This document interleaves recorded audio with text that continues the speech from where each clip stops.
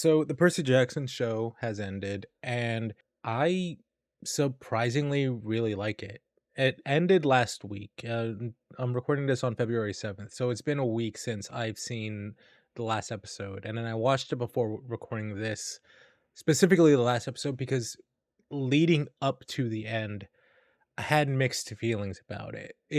I wasn't necessarily nervous about it because at this point I'm 30. Like I've well grown past Percy Jackson, but I really was like a diehard kid. Like I still have my original copy of The Lightning Thief from 2006. I think that's when the first Hyperion paperback editions, 2006. Yeah.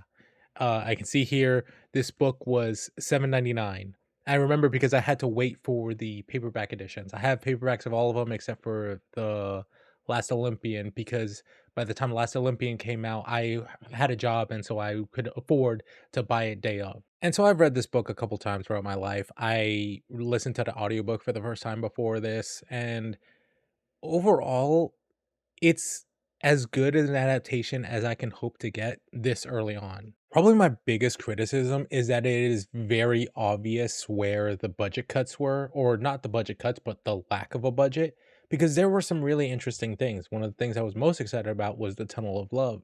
And although it was very creative and it was very different, the way this was resolved very much felt like, oh, we need to save the CGI budget for something else. Similar thing with Krusty, and kind of like the changes that they overall made to the underworld sequence was just kind of like, oh man, like I really want this show to get Mandalorian level budget. Like I want them to have unlimited money to be able to do the things that they want. But despite these visual changes, I was still having a really good time. I was still enjoying it. I was looking forward to watching it every week. And I was like, and it wasn't until I reread it as the show was going that I realized, oh, sure, this is a list of things to do. Like it is very middle grade. But like when you read the chapters, it's just a list of things that happen. My dinner goes up in smoke. We captured a flag. I plunge to my death. I become a known fugitive. Like it's very much a list of bullet point things of happening.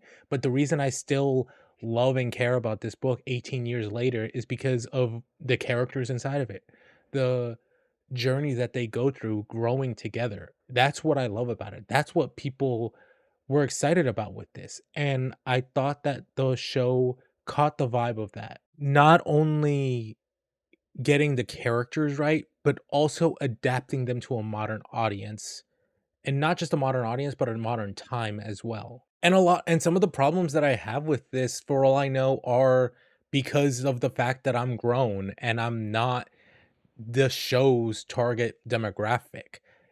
There were times when I thought, okay, this is meant for children, but it's good still because just because it's meant for children doesn't mean it's not good.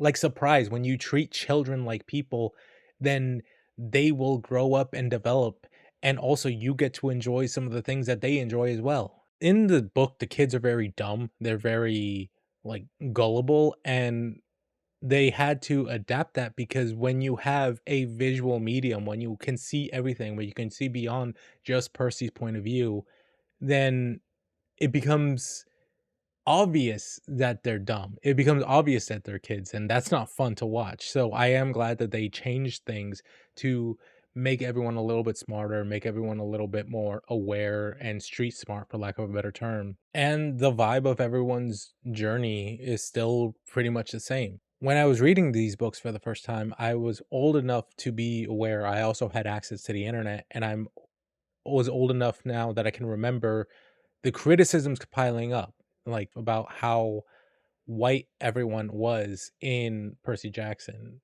which at the time I didn't pay attention to because I was that kind of kid that I just self-inserted myself into the character. And so me having black hair that people have accused me of dyeing, like, yeah, I just read Percy's story. I was like, oh yeah, that's me. Like I completely ignored the fact that he was white. But even then, like Annabeth being changed to black because the dumb blonde stereotype has not been in the zeitgeist for the longest time. The fact that Grover is played by an Indian actor makes sense because why would Grover be white? Or why would he be fair skinned? Like, that's the thing. Like, remove race and ethnicity from it all. Why would all of the satyrs be light skinned? Like, just just that is enough that where I'm really happy with the direction they've changed some things. And even the jokes and the sarcasm that they change and adapt to a modern time is very interesting. There's some things that like just completely went over my head, and it wasn't until I went online that I was like, "Oh, that's how kids are these days." Like that's the jokes that completely were not for me, and that was great. That's the thing I think can keep it timeless and be enjoyed by future generations. But by far the change that was most interesting to me, the one that had me be like, "Oh, okay, I'm sat down. I'm gonna pay attention to this," is twofold. When Lin-Manuel Miranda was announced to be Hermes, I was like, "Oh, so Luke is gonna be Latino." And then I saw the actor for Luke, Charlie Bushnell, and I was like, "Oh, he's one of ours." Like, actually though. Like, so Luke's actor and the character are gonna be Latino. Charlie Bushnell, who played Bobby Cañero Reed in Diary of a Future President, which that's one of those COVID shows I meant to watch. I just never got around to it, but I've heard good things about it. But like even here, I'm really liking the fact that like, oh, they like hyphenated his name. They're like he seems to be playing roles that are very self-aware of the fact that he is Latino, but he is white passing, or at the very, if nothing else, light skinned. Because I clocked him immediately. In the first book, Luke does not have a last name.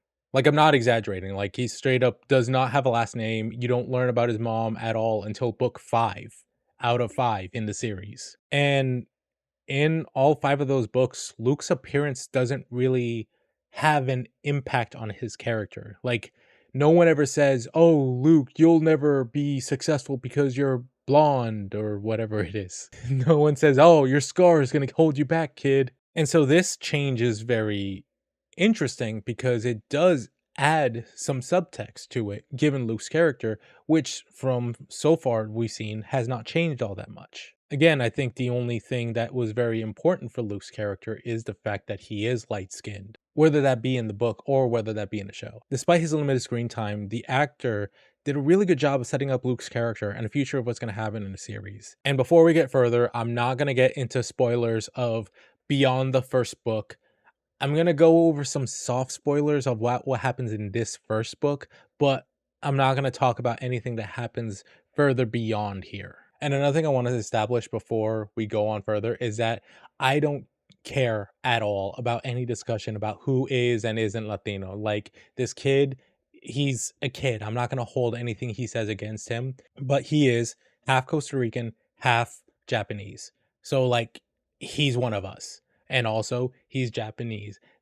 That's its own. He can have he is going to have his own identity crisis, and I don't know how he's going to come out on the other side, but he is Latino. He's one of us.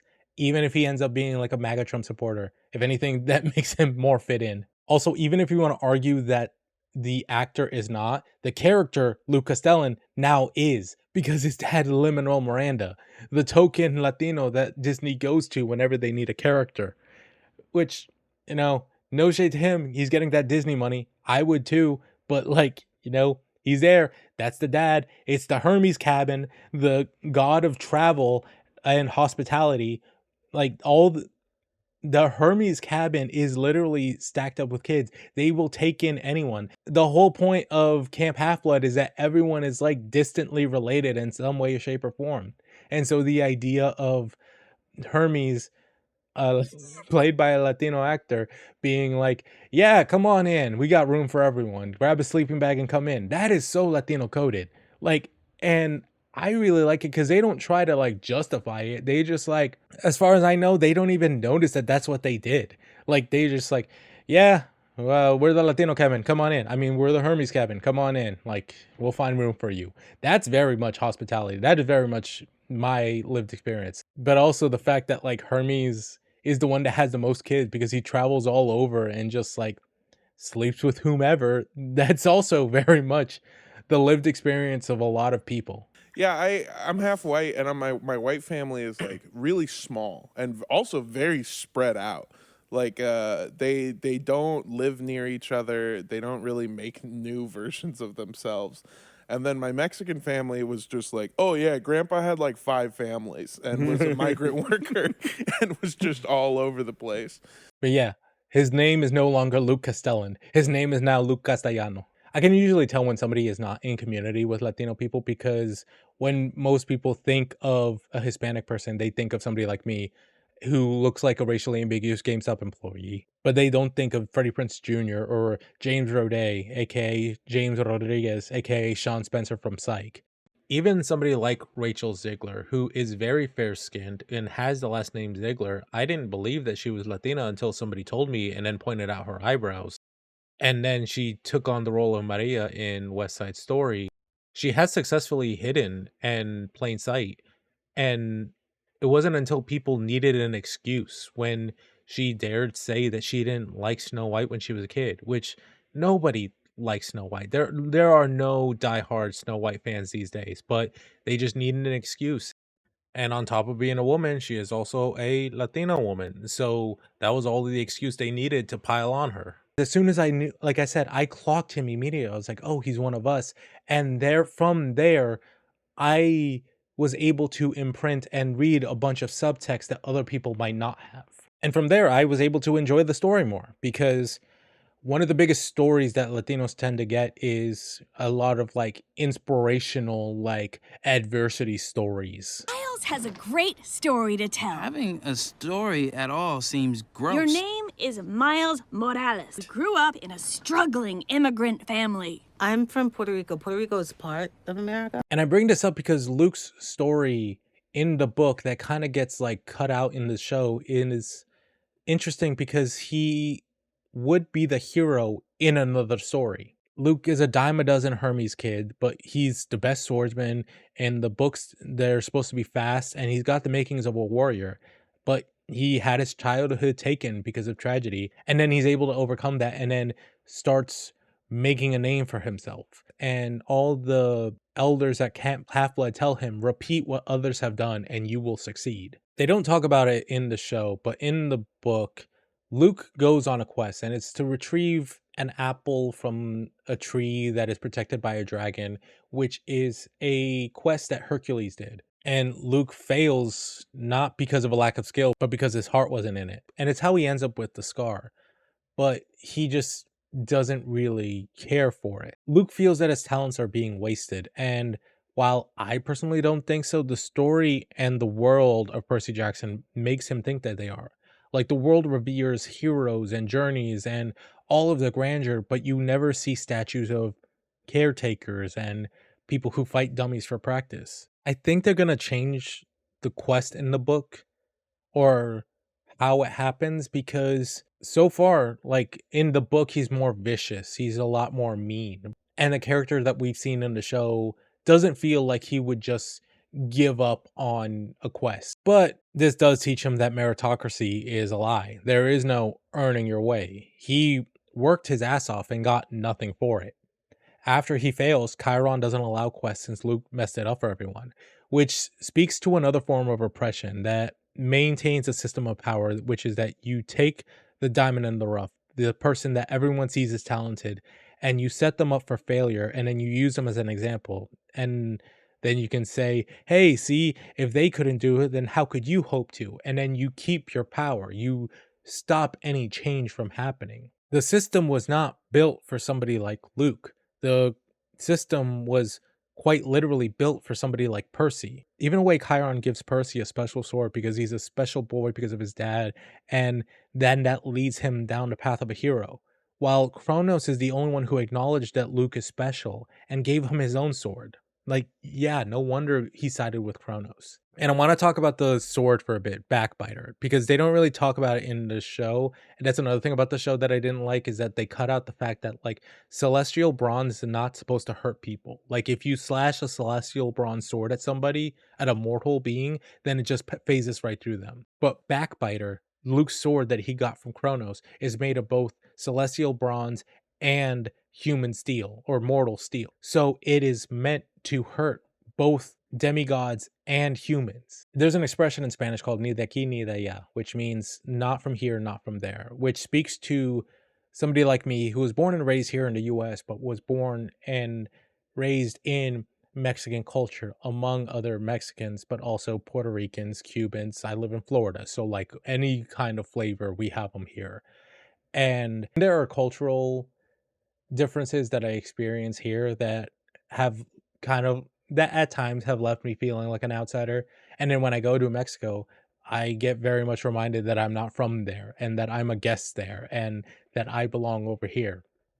And I bring this up because Luke being that, like a white passing Latino, like I have lots of friends who are lighter skinned than me that can pass and they will be around white Americans, non-Hispanic white people, and then hear some like vicious and gross things, not knowing that they are talking about them. And so you do kind of have a chip on your shoulder when you have this kind of like otherness from both sides. And so the fact that the white passing Latino gets given a weapon that can hurt both people is very interesting. It's a very good metaphor for somebody that you're developing as a villain. And as an antagonist, Luke is the perfect foil for Percy, especially because they start off as friends. Like I said, Percy is a special boy. He was born with everything handed to him power wise.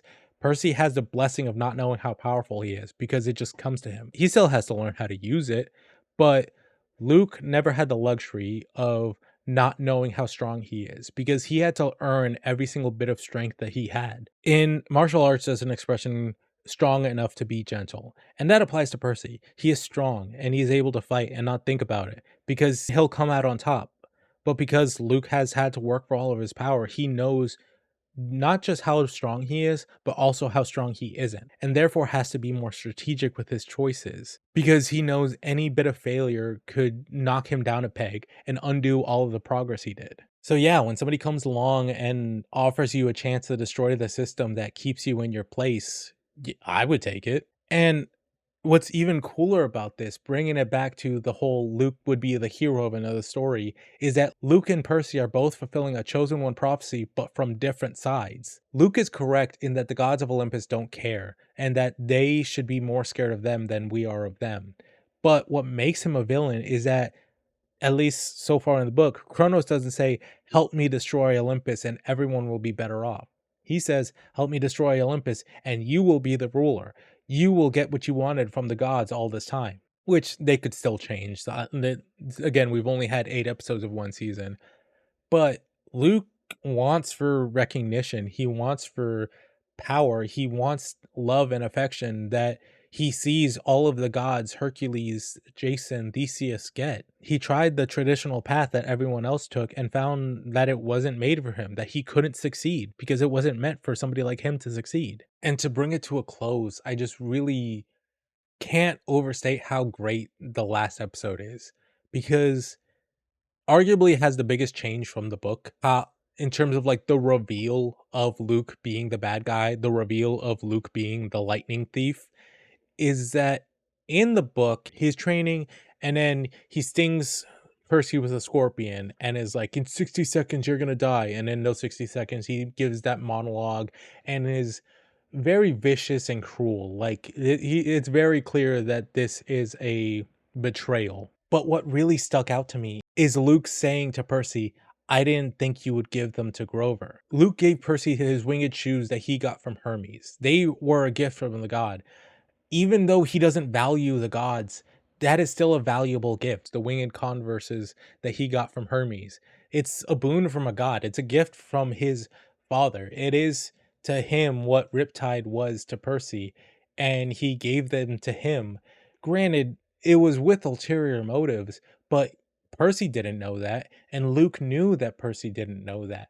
So, from his perspective, it feels like Percy just tossed his gift aside, tossed away his most prized possession before he got Backbiter, and gave it to somebody else because he didn't need it. Not only that, though, he gets to experience the last line of the prophecy. The last line of the prophecy says, you will be betrayed by one who calls you friend. And for Percy, that is Luke, who was the lightning thief this whole time. But for Luke, it is the reveal and learning that Percy gave his shoes to Grover. And that hurts. Like, that can be painful. And it also can further solidify that he is right and that his only path to power is going to be with Kronos. And that if he's ever going to be as powerful as Percy, it's going to be because of Kronos. Because Percy has all of the things he could need. What could he stand to gain from this child of Hermes? But even then, even in that moment in the show, Luke extends an olive branch. One of the things about Percy's journey is that he is told again and again by the counselors that he is alone. All the people tell him, "You are alone. You have to do this by yourself." And the whole quest is about him learning that one, no, he's not. He has Annabeth and Grover. And also that he can't do this alone, that he has friends and that he needs friends if he wants to succeed. And even though Luke has the most to gain by Percy not joining, Luke still extends it because he still sees him as a friend. He still wants to be his friend and be there with him. And here is Luke offering the thing that Percy has always wanted, which is community. Percy, at this point in the story, again, this is not a video essay about Percy, but he is a passive character because he's new to this world. He doesn't know how bad things are yet. Luke, being a teacher, being an instructor, has seen demigods come and go. At this point in Luke's life, he's buried more friends, more demigods than most people his age ever will. And so, of course, Luke is fed up. He wants to change the system. But because Percy is so young and so new to this all, of course, he is reluctant to make a big decision like that. But also, he's a kid. I think that's what really hit home for me with all of this, is that with this whole show, is that they are children and they act like children and they make decisions that are based on children. Even Luke, who I don't know if they aged him down, but in the book he's 19. I think they kind of aged him to be 16 in the show. Even his ideology is very much a freshman philosophy major. And then here comes Kronos, this big, bad, evil villain, taking advantage of that. Like, there's so much subtext here that I really love. And I really am so excited to see more. Right before I started recording, they announced season 2. And yeah, I'm stoked for the show. I can't wait to see what else they do. If you're still watching this, hopefully I can cut this down. Hopefully this is a short video, not another deep dive. And sorry if it seemed a little rambly. I just got really excited about it all. But yeah, watch Percy Jackson, read the books, have some fun, and then go read other books. Good night and good luck.